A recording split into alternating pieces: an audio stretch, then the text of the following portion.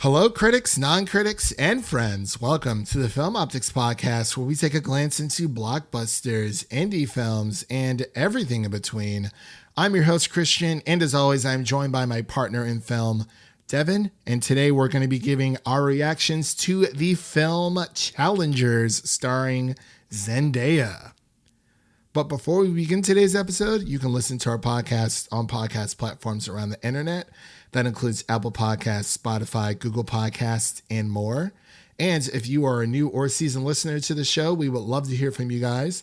Follow us on Instagram, Twitter, and Threads at Film Optics. That is Optics with an X. Or you can email us at filmoptics@gmail.com for any movie-related questions. Devin, what's going on? Happy Wednesday. How's your week been? It's been a pretty fine week. No complaints, really. Just kind of in the flow. Yeah, just in the flow. I feel it, man. But you know what today is? It's a pretty important day. Outside of it being May 1st, because it's finally Justin May. Timberlake Day. It's Justin Timberlake Day, but it's also the 25th anniversary of SpongeBob SquarePants, coming out May 9th, 1999. 25 whole years. The GOAT. The GOATs. 25 whole years of SpongeBob. Can you believe it? It's crazy to think about. Like, super insane. It's our childhood. All of it. Literally, all of it. And it's like, I don't know. There's just so many crazy SpongeBob episodes out there, like where Mr. Krabs thinks, or not Mr. Krabs, but SpongeBob and Squidward think that Mr. Krabs is a robot. You have the chocolate episode. You have the Pinhead Dirty Dan episode. You have the Imaginations episode. There's so many to count. And we just want to say congratulations to SpongeBob for making it. He looks pretty good for 25 years of age, it feels like. Working at the Krusty Krab at 25 years of age. Reminds me of another man who I know who made fun of a specific fast food chain and then ended up working there. Wink, wink, nudge, nudge, Devin. McDonald's, McD's. Yeah. Oh, I remember those days. You were like, it was a terrible summer. You were like, I'm never working at a fast food restaurant. And I was right. I was right to think that was a good idea. But hey, you got to do what you got to do for money, man. You know, we had to pay for the new Call of Duty somehow, right? The new Halo. Exactly. Oh my gosh. I remember that all too well. That was hilarious. Your sister ended up working at McDonald's too, right? Yep. Yeah, I think she was there before you. I believe so. Possibly. I think so. If memory serves me right. But with all of that out of the way, we are a little pressed for time here today, folks. So we are going to get straight into our review of Challengers. So without further delay, we'll be right back after this introduction to Challengers. I should go, or my dad comes looking for me. I'll see you at school, Art. Wait, are you on Facebook? What? He's asking for your number. And so am I. You both want my number? Very much so, yeah. Okay, well, I'm not a homewrecker. We don't live together. It's an open relationship. Also, Patrick has a I girlfriend. do not. Hey, come hang out with us later. They put you up at the hotel in Flushing, right? We're in room 206. Want me to come tuck you in? No. We can just keep talking. About tennis. Good night. We have beer. Okay. And we are back with our spoiler-free review of Challengers. This film is directed by Luca Guadagnino and stars Zendaya, Mike Faist, Josh O'Connor, and is written by Justin Kurtz. I believe I'm pronouncing that right. I only had a little bit of time to get that right beforehand, but I did my best. And the synopsis is as follows, or the story is as follows, I should say. Tashi, played by Zendaya, a former tennis prodigy turned coach, turned her ex-husband into a champion. But to overcome a losing streak, he needs to face his ex-best friend and Tashi's ex-boyfriend. So we're not going to waste a lot of time here. We're just going to pass it over to Devin so he can give his spoiler-free thoughts, his initial thoughts on Challengers. Yeah, going into this one, I didn't really have this one on my radar, to be honest, because I didn't really watch the trailers when they were coming out, didn't really see much about it. But then over the past, I want to say it was the past few months or so, reviews have been coming out for this one because it's been at a lot of film festivals and everything, and people have been getting eyes on it, and it's been getting rave reviews from everyone, basically. So I just kind of decided one Friday afternoon to just go watch it and give it a chance, because on the outside looking in, it just seems like a tennis drama, which isn't necessarily the most interesting genre for a movie. But when you add in some of the spiciness that this movie does, along with the soundtrack, the score, and it all comes together, and these actors, it just all comes together to be a wildly entertaining movie from start to finish. Obviously, Zendaya is at the center of everything here. She's the star of the show. She does an amazing job. She is I feel like this is Tom Holland's nightmare, this movie. It was bad enough watching Dune 2 and Timothée Chalamet's all over her, but this one is just like on a whole nother level of... I don't know if I would be able to watch it if I were him, to be honest. I mean, I'm sure he has, because he's a supportive man, but that's tough. I don't know, man. I mean, Tom, he seems like a pretty cool guy. Like, hey, I mean, there's, a lot of rumors out there that they might be getting engaged or whatever. I was like, hey, if that's the case, Tom's got the ring. That's all that matters. Yeah, he's the one that wins at the end. Yeah, exactly. Yeah, he's the one who gets Mary Jane Watson or Michelle Jones at the end. Yeah, that's crazy, because I was going to mention this completes the trilogy of Mary Janes from Spider-Man movies that go on to make a tennis movie for whatever reason. Don't really know why. Don't really know why that happened, or if it's on purpose or a coincidence. But Kirsten Dunst did a movie called Wimbledon. Emma Stone did a movie called Battle of the Exes, and now Zendaya in Challengers to complete the trilogy. And then also the Peter Parkers also do. They all have to do a war vet movie of some sort after Spider-Man 2. Cherry, obviously, from Tom Holland was the last one. I believe Tobey Maguire's was called Brothers, and then Andrew did a movie called Andrew Garfield did a movie called Hacksaw Ridge. So they all have to go on and do these very specific genre movies. It's kind of a weird thing. It's the Spider-Man tradition, it looks like. But no, as far as my initial reactions, I kind of went into this as blind as possible. I mean, I remember seeing the trailer when this movie was originally supposed to hit theaters in September of last year, 2023. And, we had both the actors and writer strikes going on. And I was actually thoroughly surprised. I was surprised of how well written it was and how well edited it was, especially for a movie based on tennis. Altogether. So it's crazy because, people have been calling this like a rom-com. There's nothing really romantic about this movie. It's more of just like this love triangle that lasts for the entire end of the movie. And then the movie kind of just ends on its own. There's no there's an ending, but there's not like a epilogue to the ending. So it is one of those movies where it kind of just wraps up, but the entire film it's building up to this one moment, because it's kind of like the flashback situation of these three characters. They met when they were super young. I believe they were in high school, and I know Zendaya has mentioned that she's been playing like a high schooler like most of her career, and this was kind of a nice break for her to jump back and forth or play a little bit older role. As we were talking a little bit off air about it. And I thought that was pretty cool, because it's like, yeah, she just has that face where it's like, you want to stick her in every high school project out there. And of course, from her history with Spider-Man Euphoria, that doesn't really help as much. Shani from Dune, I feel like she's more so breaking out of her role there, because I don't really know how old we know Shani is in Dune Part 1 and Part 2, but I feel like hopefully she will be able to play more adult roles, because I feel like that happens with a lot of younger actors, where it's like they're young enough to play like high school stuff, but you want to play something a little bit more mature, more into your adult life.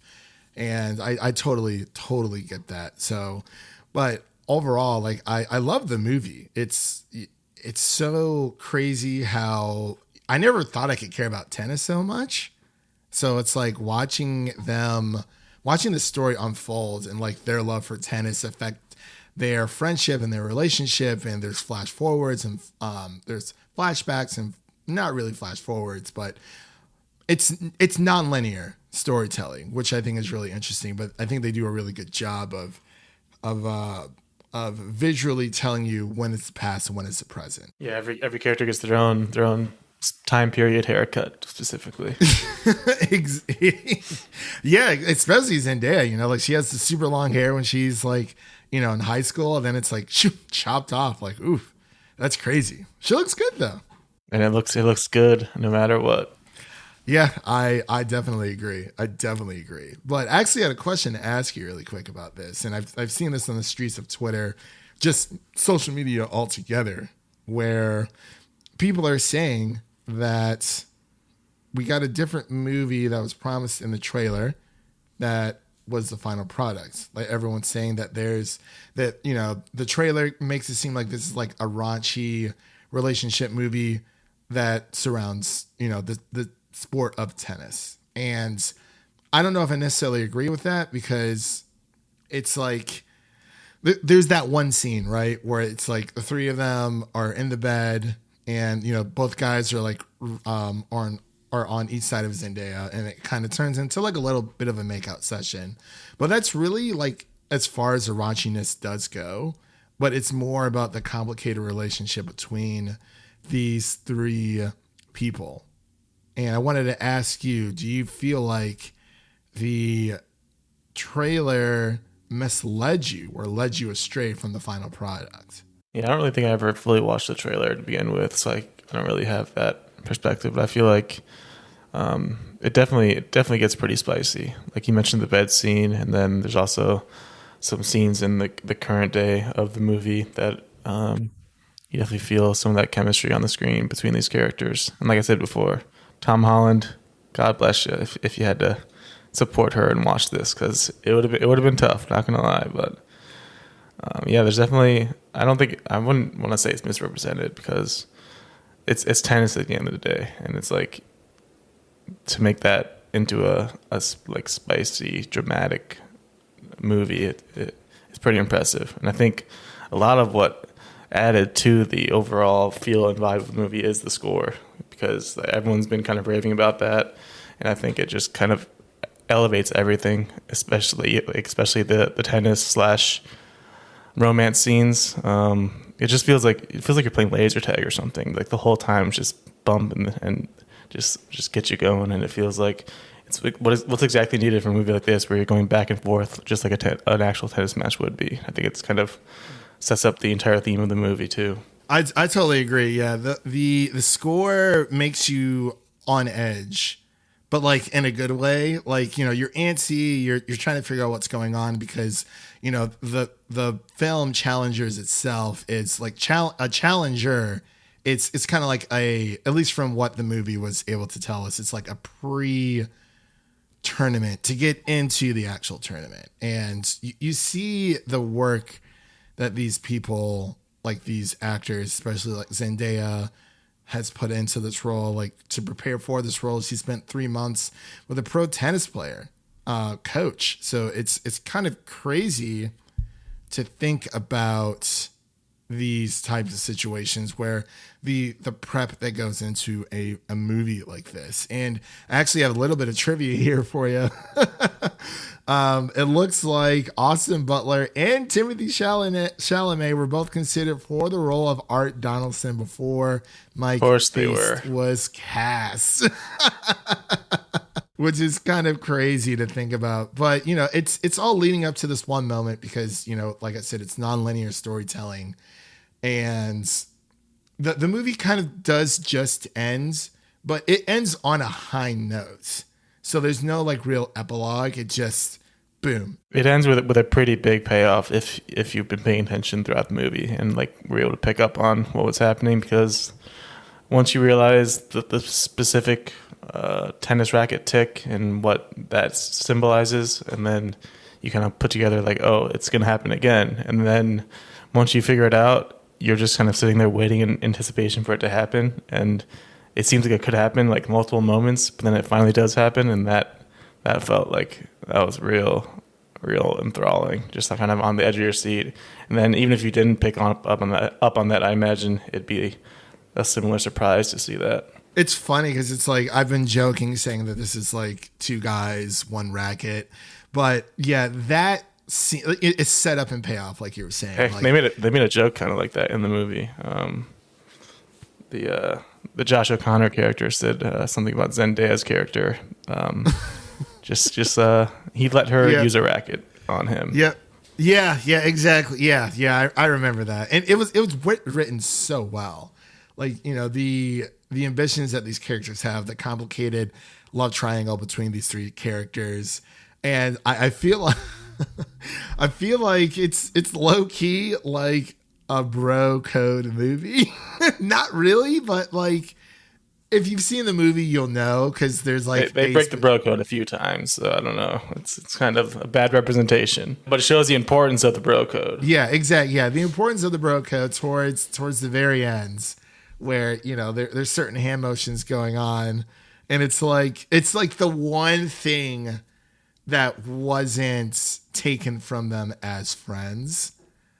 And, you know, it's your own little language. And it's crazy because you have both of these, like, not even Zendaya's characters, like, effectively pulling the strings. I mean, in a way she is, but you have Patrick and Art, you know, these two characters are, they're so entwined with each other. They play tennis together. She's pulling the strings all the way up until the end, and that's just what makes the moment so cool, because we're in on it as the audience. We know what's happening, but she's the one that doesn't in that moment, because she's been in control the entire time.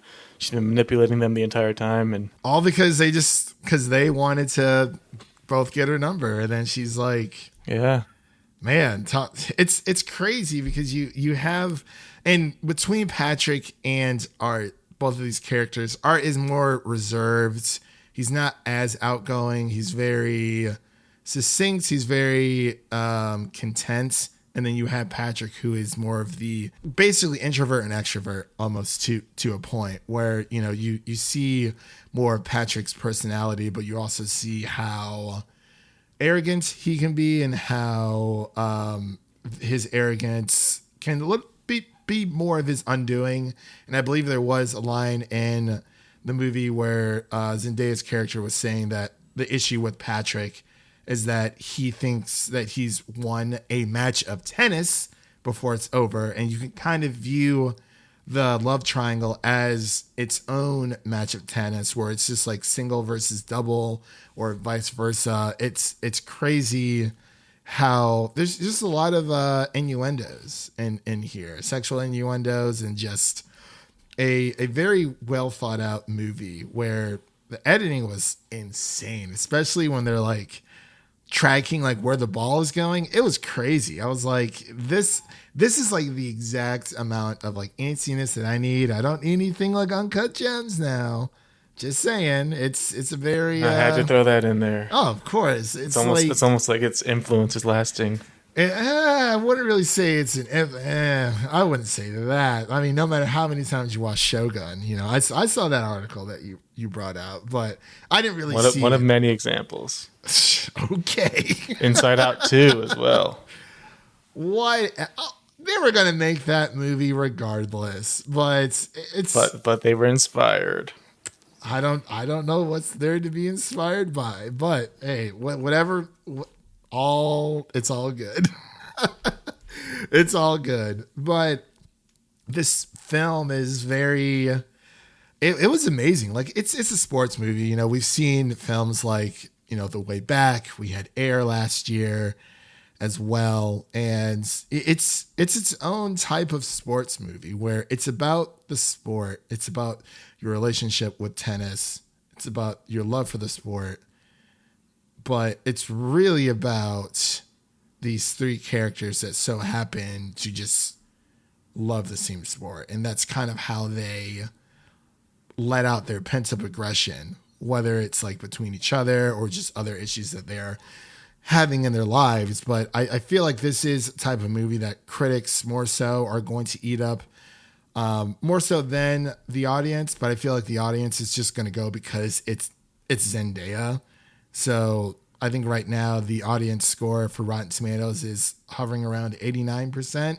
And critics is at 76. And I'm actually surprised I'm surprised the critics side is not higher than what it is, but maybe that does come to where people feel like, they were misled in a trailer, which I don't know why that's such a thing nowadays, because the purpose of a trailer is to get you to go see the movie. They're not going to show you every aspect of the movie. So it's like, I went back and watched the trailer, and I agree. I don't feel like I was misled, because it was this complicated, raunchy relationship between these people, but it's not the same type of raunchy that people may be used to when you're thinking of like American Pie or something even like Uncut Gems, because that has a lot of raunchy scenes in it as well. It's also the Saltburn comparison. Yes, and Saltburn as well. Thank you. I think that's probably one of the most recent comparisons that we can, pit this up against. Like it's not that type of raunchiness, but it's a different type of relationship and, this toxicity that starts to boil between these characters. And there's regret, there's remorse, there's, the what if scenario. And I don't know, it all just happens by chance. There's no like, like they're best friends. Like, I mean, they were, but it really was just because of Patrick and Art just wanted to, get the same girl's number, and that created this own competition within the sport that they're already playing. I also like how it stays pretty open-ended as far as like the characters and how you feel about them at the end, because there's definitely sides you can take. Like, I feel like upon first initial thought, you might think that Tashi is the bad guy here just because of how things unfold. But then Zendaya mentioned in an interview that you can watch the movie 3 times and then have a different opinion at the end all 3 times about which character you think was in the wrong, which one you think was right, which one you think got done dirty. And it's just kind of, I like how they kept it open-ended, where you can find flaws and faults in all 3 of the characters and then find good in all of them as well. And at the end of the day, that's just kind of life. It's not always black and white. That is true. And, I'm glad people aren't like trying to peg this movie as like being problematic or whatever, because it's like, if characters weren't problematic, if they didn't have these issues going on in their own lives and, these battles that they face, these trials, these tribulations, then it would make for a pretty boring movie. I gotta say. But yeah, I agree with Zendaya, because coming out of the movie, I was feeling for Art a lot. I was like, man, he just got. That's how I was feeling. Yeah. But it's like, sometimes it takes multiple viewings in order to understand a movie fully. Because, I mean, heck, if anyone can just walk into this movie and get all the takeaways there is, on one viewing, I would be pretty freaking impressed, because you definitely got to watch this movie to figure out, and it's not even to figure out who's right or who's in the wrong. It's to get a better understanding from each character's point of view from the situation. You are effectively playing devil's advocate when it comes to watching a movie like this, because it's just chaos, but it's a different type of chaos where it's, the love for the game is there, but the relationships are also at stake, and the relationships are just very complicated. And like you said, that's just life. So I think that's well said, and I think that's a great place to wrap up here. So let's get into our final thoughts and our ratings. Devin, what are your final thoughts and ratings for Challengers? Final thoughts. Definitely a thrill ride, I'd say, from start to finish, especially for a tennis drama. Like I said, it's not really what you expect excitement out of for a genre of movie, but it definitely works here because we got obviously great direction from Luca, great writing. It kind of felt like Social Network to me at times with the college setting and just the sharp writing throughout and just the different characters and showcasing their perspectives and point of views. Andrew Garfield in Social Network kind of felt like art in this one at the end. Kind of feels like he got shafted at the end, but again, it's just kind of how you view things and that's perspective you have on this time around. But it could change in any moment, and I think as far as the movie goes, it's a great one. Great score, great actors, great writing. Couple weird like editing choices here and there. Nothing too crazy. Couple interesting shots from the actual tennis sport perspective that didn't quite work for me, but overall, definitely a great movie and a surprise contender for this year. I'd probably give it like a 88 overall, like just super solid. Yeah, and as the as Tashi Donaldson would say, I'm taking such good care of my little white boys. Yeah, she is. She definitely did. And her famous "come on" line. And honestly, that shirt that I told you, that's great. I've seen it. I've seen people buying it online. Yeah, it's the new it's the new Barton Men shirt. It's the new I Am Knuff shirt that people are buying. And I got to say, actually, really quick, when I went to go see The Fall Guy last night, there's a lot of people sporting the I Am Knuff sweatshirt. So as they should, as they should. So as far as my final thoughts go, I'm pretty much in the same vein as Devin. I actually didn't mind the editing choices that they made with when it came to certain shots of the tennis going back and forth, because it's like how do you make this feel exhilarating and on your toes for a movie? It's not like you're just going to be sitting there watching a tennis match. But I thought some pretty bold editing choices there that I hope we're able to see and further movies about sports, whether it's football, basketball, baseball, of that nature. But yeah, I absolutely loved it. Like you said, I think the ending is kind of left up for interpretation, and there's just so many great lines in this movie, and I didn't expect to like it as much as I did. And it's just great chemistry between the big three, between Mike, Josh, and Zendaya. I remember Zendaya talking about how since there are some steamy scenes here, and it's like they needed to create like a safe space in order to move forward with scenes like that, and just the chemistry they have was great. I loved seeing Zendaya in older roles, when she's playing an older female character, and I hope that continues for her. And yeah, it was just such a great time. I would recommend anyone to go see it, and I'm sure a lot of people are going to go see it because it is Zendaya.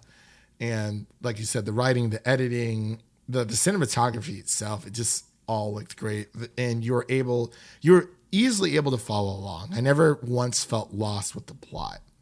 And yeah, like Zendaya said, you might have to watch it 3 different times to play some devil's advocate and get some better understanding of each character's point of view.